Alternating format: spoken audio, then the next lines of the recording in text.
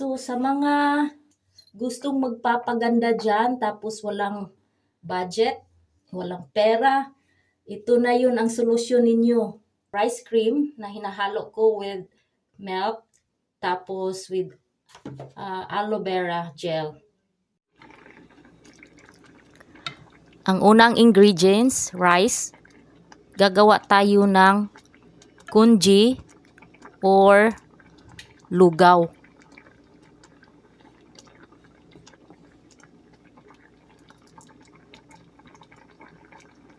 Antayin lang natin na maluto siya. Ito na yun ang result after. Lagay natin sa blender. At haluan natin siya ng milk. Pwede kayong gumamit ng dry milk or liquid milk. Sa akin, ginamit ko yung powder milk.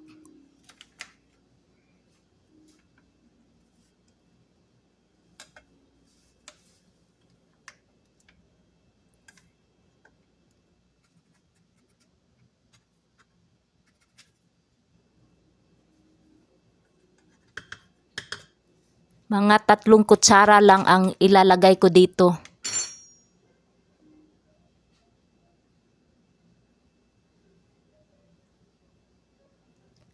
Lagyan natin ng kunting tubig kasi powder milk ang ginamit ko. Ganyan lang muna kadami. Tapos i-blender natin siya.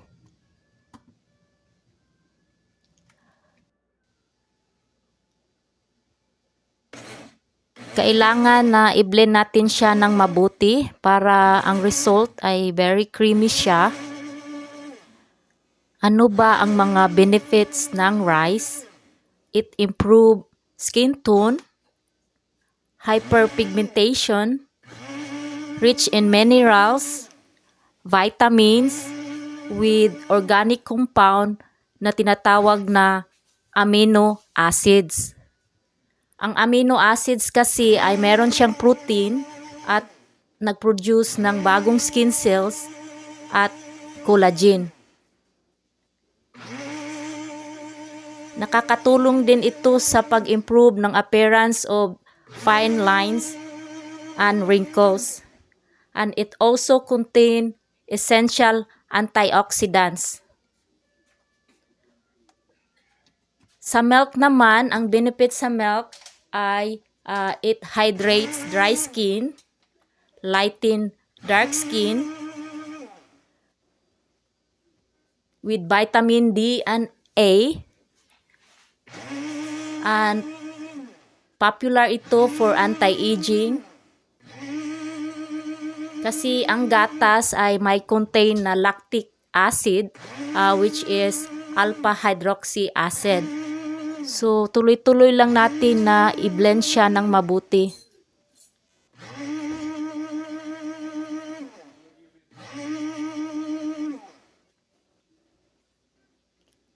Okay, ilipat na natin siya sa container para mamaya ito na yung gagamitin ninyo para ilagay sa refrigerator. So, ipapakita ko sa inyo kung paano ito gamitin.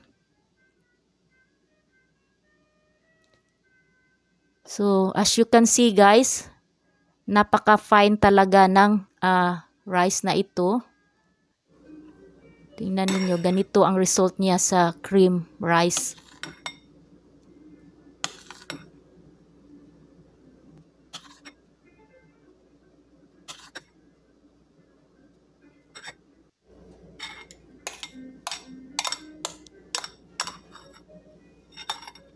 So, kukuha kayo ng another container para gagamitin ninyo sa pag-mix na i-apply ninyo sa mukha ninyo or sa neck or sa buong katawan. So, ito lang yung nilagay ko. Exactly amount lang. Kasi yung natira, ilagay mo sa refrigerator. So, itong aloe vera guys, gamitin mo ito para i-mix mo dyan para magiging malapot siya. So, ano ba ang purpose ng aloe vera? Ang aloe vera kasi ay nakakatulong sa dry skin at saka sa inflammatory forms of acne. So kayo na ang bahala kung ilang kutsara ang ilagay ninyo sa aloe vera. Yan ang lalagay ko. Pinupuno ko yung kutsara ng aloe vera. So i-mix nyo lang ng mabuti hanggang mag-mix siya.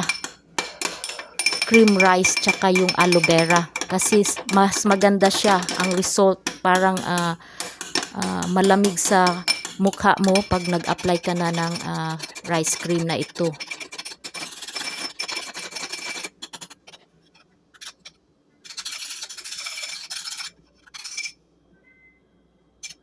Ito na yung cream na rice cream na hinahalo ko with milk tapos with aloe vera gel.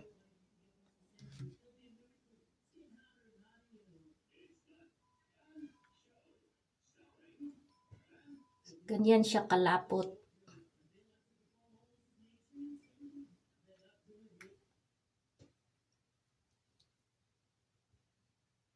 So ipahid lang sa mukha. Tingnan ninyo yung cheeks ko, medyo namula-mula siya, pink. So ina-apply ko ito every morning before taking a shower. Tapos sa evening naman, after ko mag-dinner, nilalagay ko ito sa mukha ko. Tapos, bago ako maligo. Antayin lang ninyo na magiging tuyo na siya. Mostly 10 minutes. Pero sa akin, kasi wala naman akong, tapos naman ako nagtrabaho, mga 30 minutes ko siya nilalagay sa mukha bago ako maligo.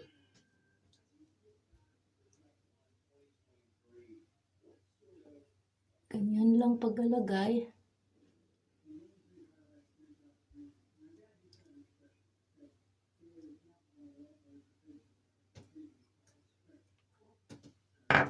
Tapos dito sa liig din.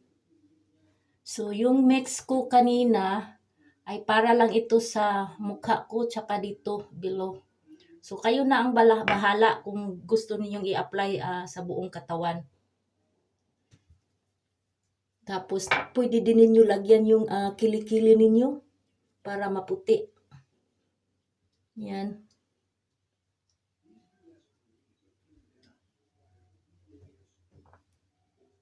Diyan sa ninyo, sa arms, para makinis siya. So sa mga gustong magpapaganda dyan tapos walang budget, walang pera, ito na yun ang solusyon ninyo. Maggawa lang kayo ng congee or lugaw. Makagawa na kayo ng rice cream. So, yan, dami na siya. Kasya siya dito sa sa liig, dito sa may para pantay naman siya. So, yan lang ang sikreto ko, guys. Organic pa. Makikita ninyo ang lahat ng ingredients sa kusina ninyo.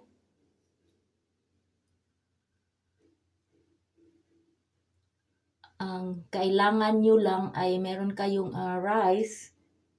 Kahit anong klaseng rice. Pwede din ninyong gamitin yung glutinous rice.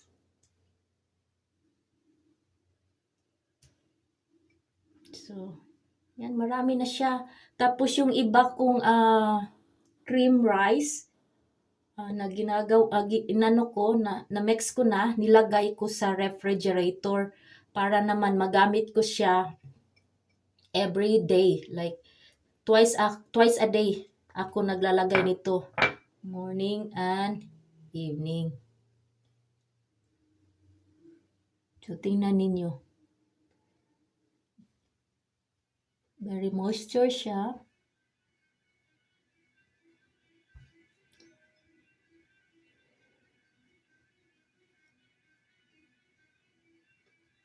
Yeah, can you believe, guys? I'm already 50 years old.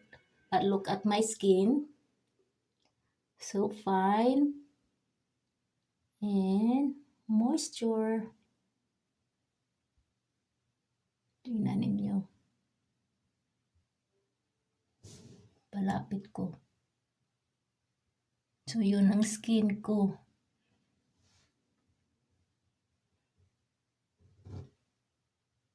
So, balikan ko kayo pagkatapos kong i-dry ito. Ibabad ko muna ito mga 30 minutes kasi nandito lang naman ako sa bahay, gabi na dito sa amin.